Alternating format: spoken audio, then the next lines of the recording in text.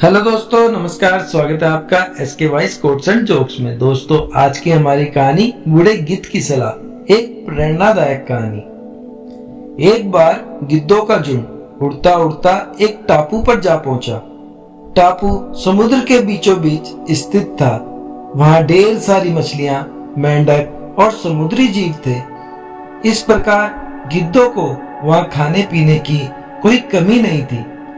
सबसे अच्छी बात यह थी कि वहां गिद्धों का शिकार करने वाला कोई जंगली जानवर नहीं था।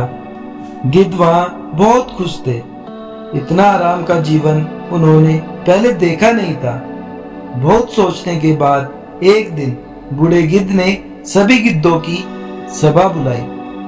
अपनी चिंता जताते हुए वे सबसे बोला, इस टापू में रहते हुए हमें बहुत दिन हो गए हैं। मेरे विचार से अब हमें वापस उसी जंगल में चलना चाहिए जहां से हम आए हैं। यहाँ हम बिना चुनौती का जीवन जी रहे हैं। ऐसे में हम कभी भी मुसीबत के लिए तैयार नहीं हो पाएंगे। उस झुंड में अधिकांश गिद्ध युवा थे। वे सोचने लगे कि अब जीवन भर इसी टापू पर रहना है, यहाँ से कहीं नहीं जाना, क्योंकि इतना आरामदायक जीवन कहीं नहीं मिलेगा। लेकिन उन सबके बीच में एक बूढ़ा गिद्ध भी था। वह जब युवा गिद्धों को देखता तो चिंता में पड़ जाता। वह सोचता कि यहाँ के आरामदायक जीवन का इन युवा गिद्धों पर क्या असर पड़ेगा। क्या ये वास्तविक जीवन का अर्थ समझ पाएंगे? यहाँ इनके सामने किसी प्रकार की चुनौती नहीं है। ऐसे में जब कभी मुसीबत इनके सामने आ गई तो ये कैसे उसका मुकाबला करेंगे? लेकिन किसी ने बूढ़े गिद्ध की बात नहीं मानी। बूढ़ा गिद्ध अकेला ही वहां से चला गया। कुछ महीने बीते।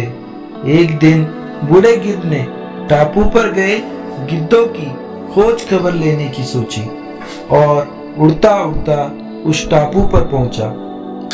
टापू पर जाकर उसने देखा कि वहां का नजारा बदला हुआ था। जहां देखो वहां गिद्धों की लाशें पड़ी थी। कई गिद्ध लहूलुहान और घायल पड़े थे।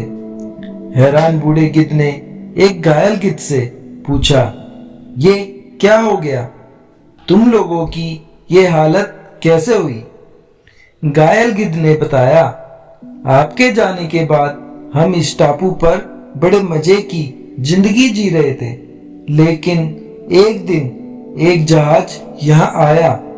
उस जहाज से यहाँ चीते छोड़ दिए गए। शुरू में तो उन चीतों ने हमें कुछ नहीं किया, लेकिन कुछ दिनों बाद उन्हें आभास हुआ कि हम उड़ना भूल चुके हैं। हमारे पंजे और नाखून इतने कमजोर पड़ गए हैं कि हम तो किसी पर हमला भी नहीं कर सकते और ना ही अपना बचाव कर सकते हैं। तो उन्होंने हमें एक एक कर मारकर खाना शुरू कर दिया।